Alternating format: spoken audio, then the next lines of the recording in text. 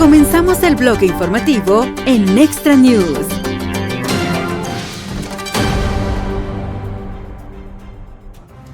Fleiss Schaffer dice Trump hace declaraciones audaces para defender a Estados Unidos. Bien, las declaraciones del presidente electo Donald Trump sobre Groenlandia y Panamá reflejan su estilo de seguridad nacional y protección de los intereses estadounidenses y no son amenazas de pugna ni de construcción de imperios, dijo el ex jefe de gabinete del Consejo de Seguridad Nacional, Fred Fleiss, a un medio el día de ayer. Esto refleja el enfoque de Trump sobre la seguridad nacional de Estados Unidos. No vamos a permitir que se aprovechen de nosotros. No vamos a permitir que nos pisoteen. No vamos a mirar para otro lado mientras el país de Xi, lenta y silenciosamente, compra influencia sobre recursos estratégicos, dijo Fred Fleiss a un medio de comunicación. Estados Unidos va a ser asertivo y defenderá sus intereses con el presidente Trump, añadió. Por su parte, el teniente coronel retirado del ejército estadounidense, Tony Schaffer, dijo: creo que la gente necesita leer el libro de Donald Trump, El arte de la negociación. Siempre toma una posición que llama la atención de la gente y cuando la gente empieza a moverse, se tranquiliza y empieza a tener una conversación realista y adulta. Schaffer señaló que lo que el presidente electo estaba abriendo a discusión son todas cosas que están en el interés de Estados Unidos. Y Donald Trump es un hombre de negocios. No dirige un solo puesto por acá. Todo lo hace en bien del pueblo. Schaffer dijo que Estados Unidos tendría claras ventajas sobre el país de Xi al obtener y mantener el acceso a esas áreas estratégicas. Panamá ha sido durante mucho tiempo poco amigable con Estados Unidos y creo que habrá un ajuste de cuentas de una manera u otra, dijo. Van a volver a ser amigables con nuestros intereses. Creo que es algo positivo. Todo lo que dice el presidente Trump abre posiciones para las negociaciones. Y a partir de ahí partiremos. Creo que veremos algunos avances positivos que beneficiarán al pueblo estadounidense.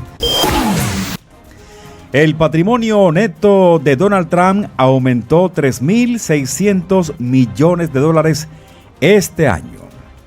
El patrimonio neto del presidente electo Donald Trump aumentó $3.600 millones este año a $6.100 millones, gracias en gran parte a su participación mayoritaria en la empresa matriz de Truck Social, informó Forbes el día de ayer.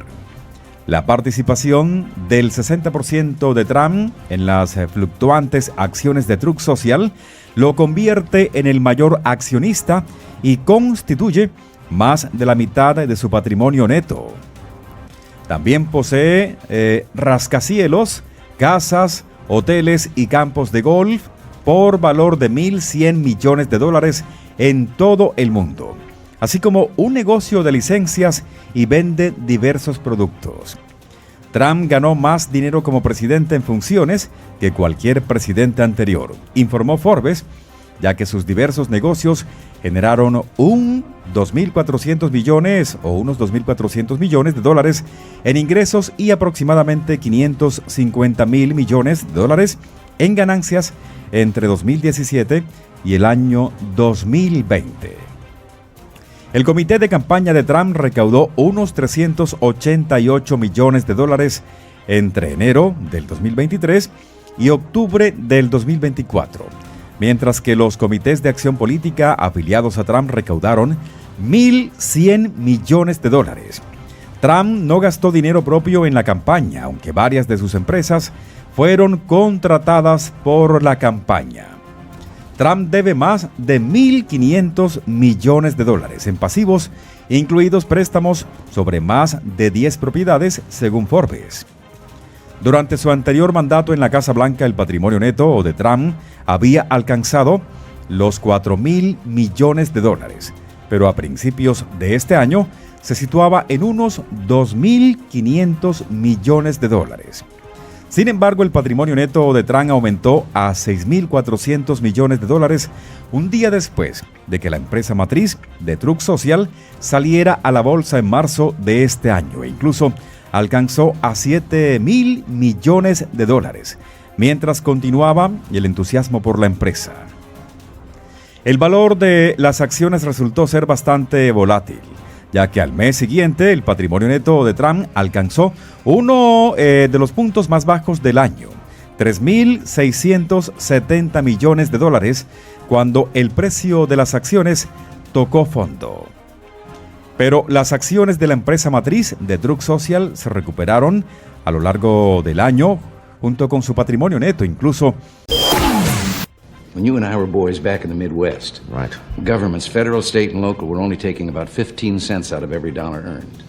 Today, they're taking almost half of every dollar earned in the United States. And most people don't realize it because the taxes are hidden in the so-called business taxes. You know, the politician that stands up and yells, oh, let's save the little man, let's tax business, and everybody yells hooray. But they haven't figured out that every tax on business is just a part of the cost of production. And the customer winds up paying it when he buys the product. It's a hidden sales tax. There's 116 of them in the suit of clothes that each one of us is wearing. Suppose a lot of economists have suggested, and I don't know that it'll ever come to be in this country, that if they closed all of the loopholes and corporations and maybe tax loopholes and even on the rich certain loopholes and made a percentage income and made a flat fee without all of the deductions, that the government might raise as much money as they do now. Oh, sure. And really, the loopholes, this has been overdone by the politicians, too. No. The bulk of the money that is taken by what are called loopholes are the legitimate deductions with which, if the people didn't have them, they couldn't pay their income tax. Interest on their mortgage, interest on the installments on their car, their property taxes on their home, if they have one, and so forth. These are, in politicians' eyes, loopholes. But we ought to have tax reform, and we ought to start by making it so simple that you don't have to hire a lawyer to find out how much you owe every year. That's for sure. It used to be a little simplified, but not anymore. Johnny, we live in the only country in the world where it takes more brains to figure out your income tax than it does to earn the income. Maybe you're right. We've gotten in the habit over the last 40 years of thinking the government has the answers. There's very little that government can do as efficiently and as economically as the people can do themselves. And if government would shut the doors and sneak away for about 3 weeks, we'd never miss them. Our biggest problem is that we have built a permanent structure of government, federal, state, and local. The permanent employees, and they've come to the place that they actually determine policy in this country more than does the Congress of the United States. Mm-hmm. There are 14.5 million public employees in the United States. That's quite a voting bloc. And the bureaus and agencies, not in Washington, I heard you talking earlier about some of the research programs. Mm-hmm. What would you say if I told you about a study in which this was called the demography of happiness? And in this study, the government found out that young people are happier than old people. And they found out that people that earn more are happier than people that earn less. And they found out that well people are happier than sick people. That's good. Well, I'm glad this was $249,000 to find out it's better to be rich, young, and healthy than old, poor, and sick. A poll was taken recently that found out that only 46% of the people in the poll could name their United States congressman. But what was worse, 86% of those who could name him couldn't tell you a single thing that he represented or stood for.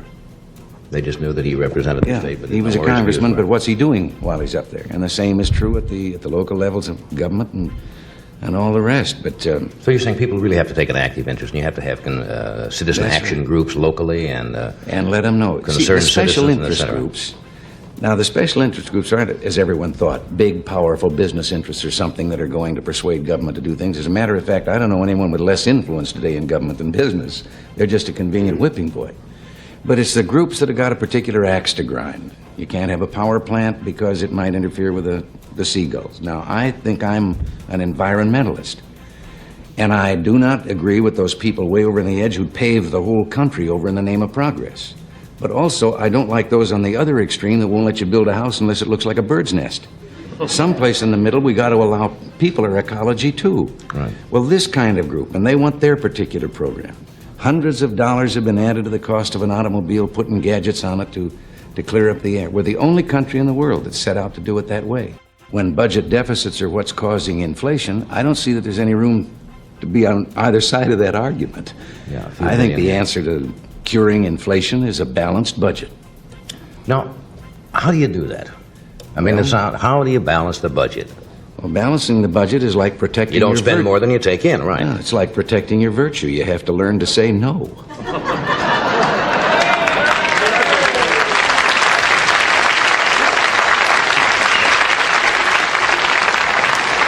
There's got to be another way. What's the second option? Well, no, there's some ways that this could be brought about. First of all, that limitation. Here's another one. Why shouldn't we have, in addition to a simplified income tax, why shouldn't we also have a law that says that any time a legislator or a congressman introduces a spending program, he has to introduce with it a tax program to pay for it? Then let the people find out. There was a woman that, from a financial firm that was back at the President's Economic Council, and her words weren't quoted. Everybody else's words got in the paper, all the Hellers and the Galbraiths and all the so-called economists. And I have a degree in economics, so I can say this. I think an economist is someone who has a Phi Beta Kappa key on one end of his watch chain and no watch on the other. This woman said that you go to the polls and you ask the people, do they want some social service, some program that government can give? And the people in the polls are apt to read and say, hey, that sounds good, yeah. Mm. But she says that isn't exactly accurate. She says put a $100 bill in each person's hand and then show them the program and say, now, isn't that a nice program? Do you want it? Give me the $100. And she says, see what the poll says then, and how many people hang on to the $100 instead of the program. In other words, if it's rather hidden and someone doesn't know exactly where it's going to come from. All the government programs start $1 down and we'll catch you later. And they multiply all of those things that you were... The Office of Management and Budget in Washington, that's responsible for the budget, putting the budget together, cannot even tell you how many boards, commissions, agencies, bureaus, and departments there are in the federal government. Yeah. But all of them can pass regulations. And those regulations have the force of law. And the difference is, when you break the law, you're innocent until proven guilty. When you break a regulation, the fellow that charges you with breaking the regulation, you're guilty. Right. And if you want to take him to court and prove you're innocent, that's up to you. And all of these are things that yes, we can trim the budget. There's enough fat in the federal government that if you rendered it, you could wash the world. Maybe it's time for realignment between people who might find themselves in the wrong parties. Mm-hmm. Maybe there are some people still voting. I was a Democrat most of my life. I became a Republican only not too many years ago. And I had the pleasure of telling some of those people that are saying the Republican Party ought to broaden its base the other day that when I switched parties, I didn't do it because the two parties were alike. I did it because they were different. Right. And I think that the two parties ought to stand up as to what they represent, what they stand for. Latinoamérica al día. Part of this election was a rejection of this radical gender ideology from the left. Mm-hmm. It was a major rejection. You're starting to see Democrat officials now are trying to hedge their bets or move their position real quick, not understanding that, it's 2024 and we basically know everything you said and everything you voted for. But they're trying to adjust their position because of how out of step with normal people those positions are. So let's say you're in a state with a Democrat governor like, I don't know, Arizona. I don't know where I am, I don't know. But let's say you're in a state like that. They have to be careful about how far they want to push because the voters were sounded this out loud and clear. And I think part of President Trump's coalition was non-traditional Republicans, in part because of radical gender policy. And so I think in blue states in particular, they're going to start following the lead of Florida in part on some of this, because if they don't, man, what's her name? Hobbs? Is that your governor's name out here in Arizona? Yeah, that lady's got to go anyway. Elon Musk propone pruebas cognitivas para funcionarios electos. El empresario Elon Musk sugirió que debería haber pruebas cognitivas para los funcionarios electos luego de la noticia de que una congresista pasó 6 meses en un centro de vida asistida. Tal vez deberíamos tener algún tipo de prueba cognitiva básica para los funcionarios electos. Esto se está volviendo una locura, publicó Elon Musk en la red X hace varias horas. Musk respondió a un informe de que la representante Kay Granger, republicana de Texas, había estado ausente del Congreso durante 6 meses porque estaba en un centro para personas mayores en Fort Worth, Texas, ya que ha estado teniendo algunos problemas de demencia a finales de año, dijo su hijo a un medio Morning News.